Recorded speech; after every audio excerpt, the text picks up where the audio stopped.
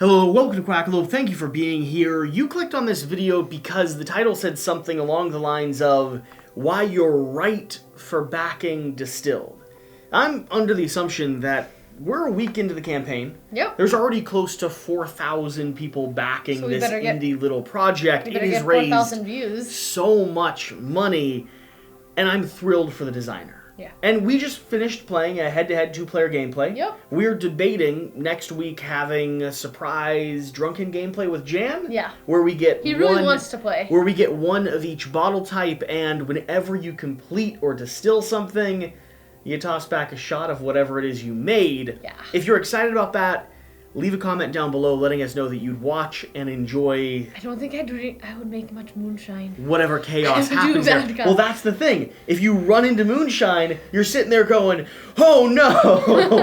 I have to drink some moonshine. But this video is about why you're right for backing Distilled. Now, if you haven't backed Distilled yet, don't worry. There's plenty of content out there, including ours, that you can find out more information.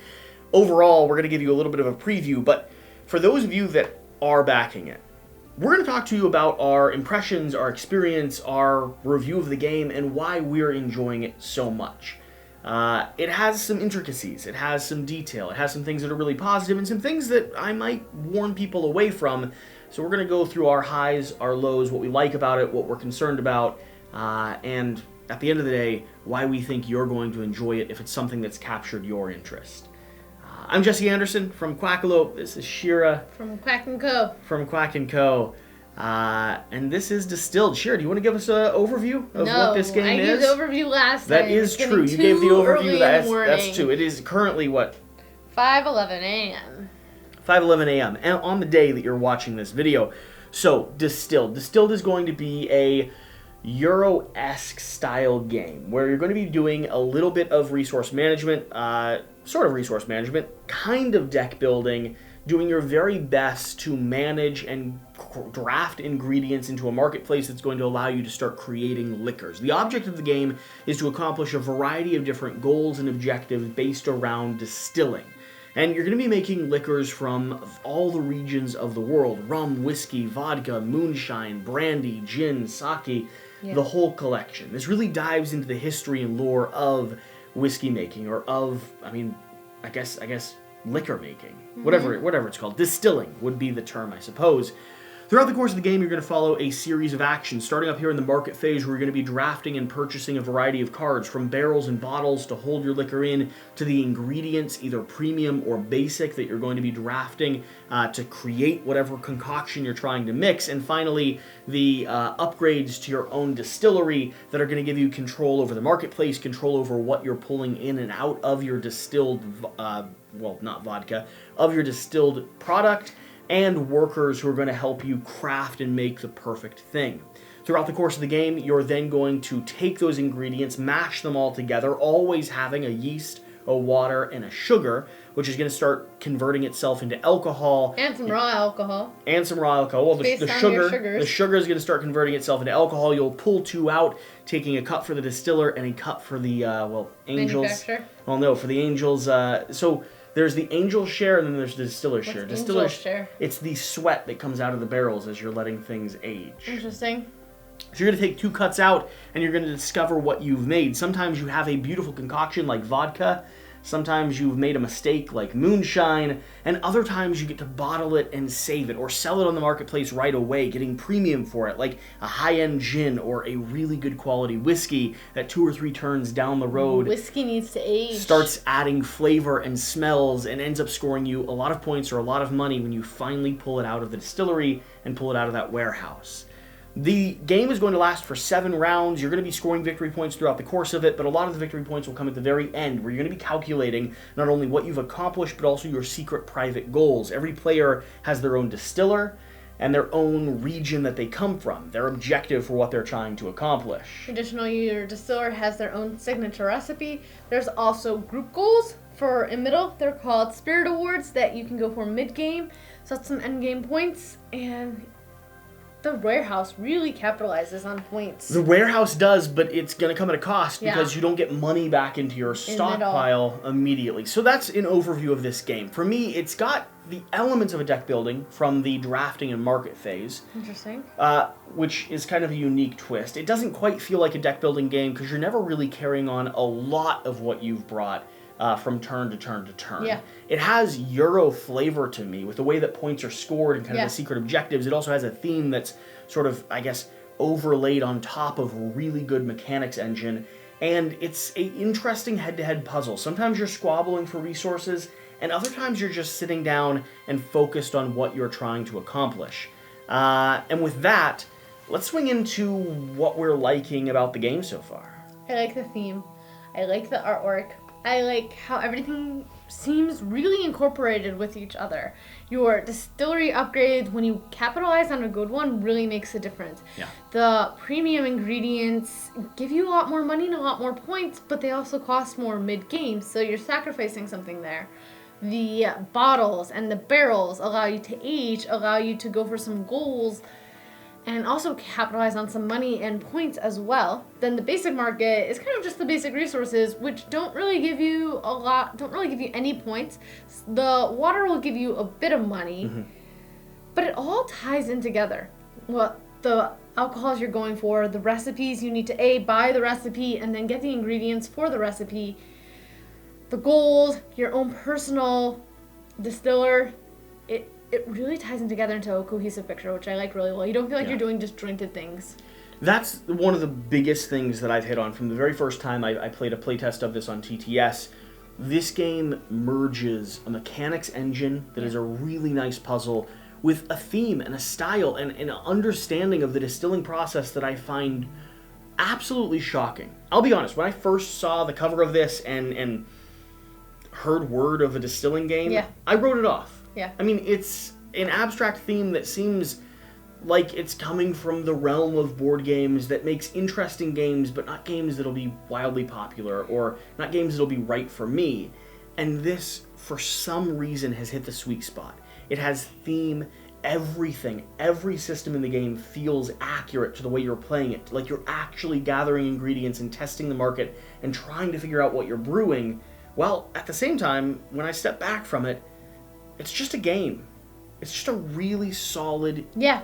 Even if the theme doesn't appeal to you, change this to drafting a dwarf army or putting together orcs, and it's still an amazing game. I think it happens to hit home close for you, though, because everyone who watches your channel should know that you had a bourbon rating scale at one point that we have aged out. It's true. It's true. No, we haven't aged it out. It's just you like your whiskeys.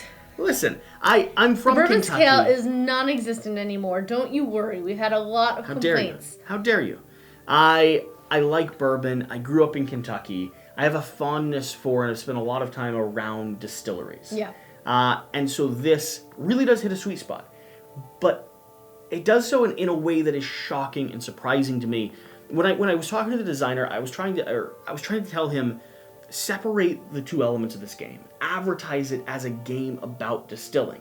And then on the other side, advertise it without mentioning the theme at all.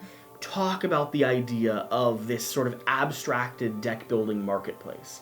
Talk about the idea of asymmetric victory points and randomized scoring objectives and a little bit of a pressure luck mechanic when it comes to kind of a Euro style point game. It's interesting, like, the theme can be substituted for really any other creative process. Like, it could be substituted for baking, it could be substituted for artwork, it could be like painting, baking, any really creative process, it can be substituted for. You could substitute it for, like I said, drafting an orc army for Lord of the Rings. I mean, imagine stitching pieces together or like a Frankenstein like their style. And their leaders and the nutrients that you need to feed them. Absolutely. And so it's just... I titled this video Why You're Right for Backing Distilled for the very reason to say to those 4,000 of you so far early on in this campaign that have thrust your money behind it, I think we're playing a close to final copy of this game. And I think those of you that are intrigued by the theme and the idea and the promise that this game is making will be surprised, just like I was, that it actually is keeping the promises that it makes. Yeah. It's really solid. Now, it isn't perfect, though. No. Let's talk about some of the things that maybe we don't like about it, that we're mixed on, some things that we could see the audience not liking? So we were talking about player count a little bit. We disagree on this. We disagree on this, which is something we'll talk about. You felt that the 2-player head-to-head didn't really change the experience as much. No. One of the other games we played was with 4 players, I believe. Yep. And I felt it really changed the process. I felt you liked 4-player a lot more. I liked it a lot more. I felt the market was refreshing a lot more frequently. We did house roll mid-game to refresh 2 rows instead of 1. Sure. I think that might have made just a difference. because you were frustrated with how fast everything was cycling. How slow everything was. Well, that's cycling. what I'm saying. Yeah. You wanted it to go quicker. I think if we had done that from the beginning, it might have made a difference. I also felt like with a lot of other people going for different goals, you were able to focus a lot more on one. Whereas I knew if I didn't get those and you got them, it was like a swing. With anything in a 2-player head-to-head, if you get, let's say, this one for 7 points, it means I lost 7 points. Yeah. So it's a 14-point difference. Whereas the personal distillery goals, I actually didn't focus on that much because those were only be things I would miss out on, but then I forgot that you had your own personal ones, which you would be getting. So I do like it at a higher player count. I don't quite agree with you. At a higher player count, for me, the concern that I would have is that it slows down the process of the game. And I find this to be mostly a solo Euro-style puzzle. And I enjoy that. Yeah. But I enjoy it because I'm kind of knuckled down with my own head. I was able to actually focus on what you're doing this time. Whereas in a 4-player, I don't care what other people are doing. I'm focused on what I'm doing. And the score at the end reflects how well I did what I did. And so while I understand your idea of player interaction and splitting up those available points, I actually really liked the head-to-head. I liked competing with you. I'd like to play it again because then we'd approach the strategy different. And in our gameplay that we just did, to be fair, we were both going after whiskeys. Yeah. So the resources that we wanted, we were actually stealing from each other pretty quite a head-to-head lot. on it. Yeah, we needed the same barrels. We needed the same grains. I do like when it's more players, there's a lot more of those available. Sure. So that really plays into a key point when you're head-to-head. You took all the vodkas from me, and I believe you emptied out all the moonshines. You were producing very low-quality alcohol this entire game. Low-quality alcohol? Yeah, low quality. Excuse me? So those kind of run out, whereas the other game I played, I managed to fill this entire thing up. Yeah. I missed out at least on 1 round. So that was kind of sad. Yeah, it was a bit of a swing. So player count's going to be one element, which is a fascinating element because it's actually not negative. You say you really like 3 and 4 players. And you really like 2. And I really like 2. So maybe, depending on the audience and depending on what type of group you have, it'll split. If you want more player interaction and more dynamic play, those higher player counts are going to work well. If you want a little bit more of a strategic solo puzzle that's still head-to-head and still matters a bit, the 2 players is going to factor in. I've never played solo, so I can't speak towards that. Other concerns I have with the game, they have a introductory gameplay, which you actually haven't played. I think you dived in with Alex or Board Game Co. with the heavy version. The introductory gameplay strips away things like your warehouse upgrades and your workers. It strips away these public goals and even the private goals, I believe. When you get the game in hand, I'd say learn it yourself, like solo on the introduction.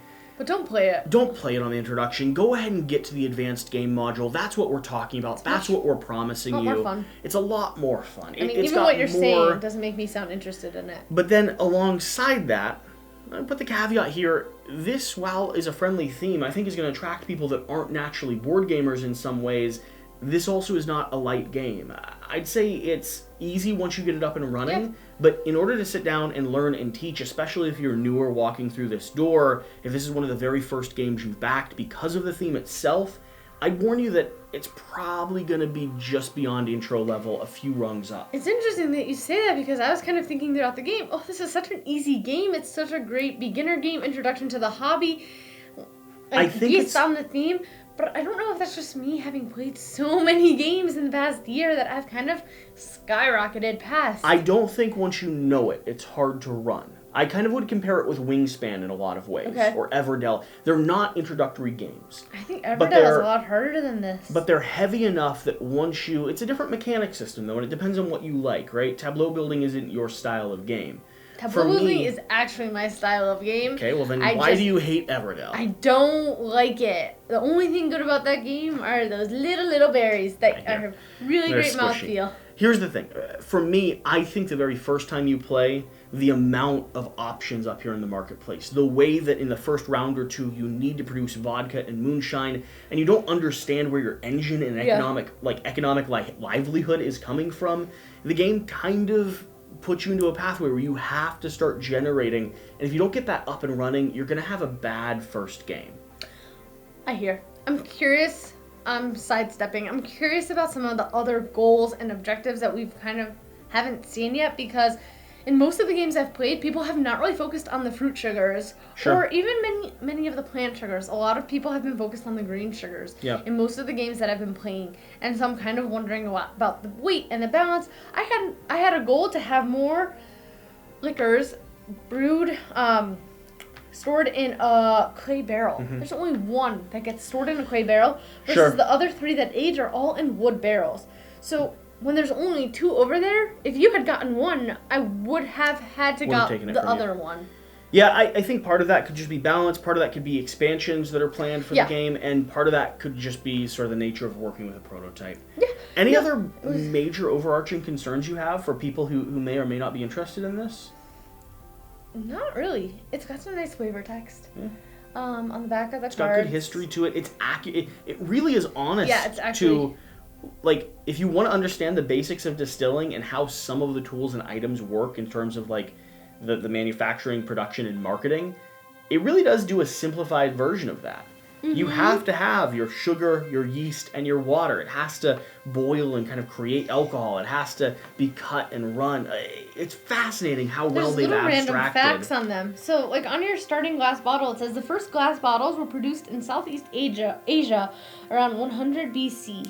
Or this ex-bourbon hogshead barrel I have, a bourbon barrel made from new charred American oak, which that's exactly what, I mean, it's true facts, it's true history. The starting metal barrel. The 55-gallon drum was invented as a lighter, leak-proof solution to shipping oil. Or something simple like water.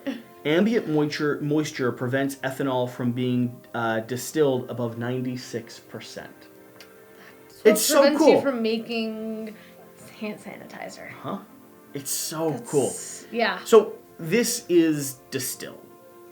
There's not a lot we can say bad about it, which goes to the nature of the title of this video. I don't think it's right for everyone. If alcohol doesn't fascinate you at all, if the distilling process doesn't capture your interest, it's going to be a harder sell. If you're not into more abstracted, sort of point-scoring Euro-esque puzzles, it's not going to be this romp through a RPG flavor text-filled adventure. But if you like both of those things, if you're already backing Distilled before you've watched this video, then I'm just here to say, I think you're right. I think your judgment call on your own behalf, ignore ours, I think it's probably going to pay off in the end. What do we think on ratings? Are we doing a rating for this? Like, Board Game Co. does ratings on previews and prototypes. Yeah. It's a little harder to do because you don't have all the information. I'm fine giving it a rating. Okay. I kind of rank it at a 4. You doing points? 4. Okay, 4.4. I like it a lot. Yeah. I think it's a great game. I won't be upset if people don't like it, but it's a really great game. It rounds down to a solid 4 for me. Out of 5. 4 out of 5. Yep. I'd give it a 4 out of 5 too, honestly. I don't think I'm quite as generous or as high as you. I want to see the final copy. Yeah. And the question for me is always going to be, like, Wingspan's one of those games that I always enjoy when it hits the table, but I don't always seek out to play it. Okay. It's in that weird category. I think Distilled will be there. It has a spot on my shelf. I am happy and excited to teach anytime someone presents interest in it. And I use it to open the door to board gaming if I can, like, guide them through. If you have a alcohol connoisseur coming over, you can be like, hey. But I don't know that it is a 5 in the sense that if people come over, I'm telling them I'm going to play the game with them. No, that's why I rounded it down to a solid 4. But I feel like it's an extra great game. I really like it. Yeah. The mechanics, the weight, that it can be light also. Yeah. Like, we were bantering. It's fun. Yeah. And for any of you that are, I don't know, thinking off the top of your head, yeah, we're working with a prototype. We were sent a prototype. Outside of that, this is not a sponsored video in any way, shape, or form. This is a indie publisher. I have a sweet spot for indie publishers. Yes, you do. I love seeing people experiment and do cool things in this space. And we're a week into the campaign. I'm so thrilled and excited for how successful this has been. I don't feel like I need to do much to add to what they're already doing, other than just do some content, toss some support their way, and tell them to continue creating games. With that being said, you're going to see this before the gameplay comes out, so hit that subscribe button down below if you're still here. The gameplay will be out in the next few days, and I believe next week, if enough people engage with this, we'll probably look into doing that drunken gameplay. Yeah. I think genuinely that would be It's quite fun. a lot of fun. Thank you for being here. It is getting or approaching 6 a.m. I'm going to go edit this video, get it uploaded for you, and then pass out, because apparently sleep is still a thing that some people need. Whatever the case, though, whatever you do, Remember to do the important thing. get out and play some games. We'll see you next time.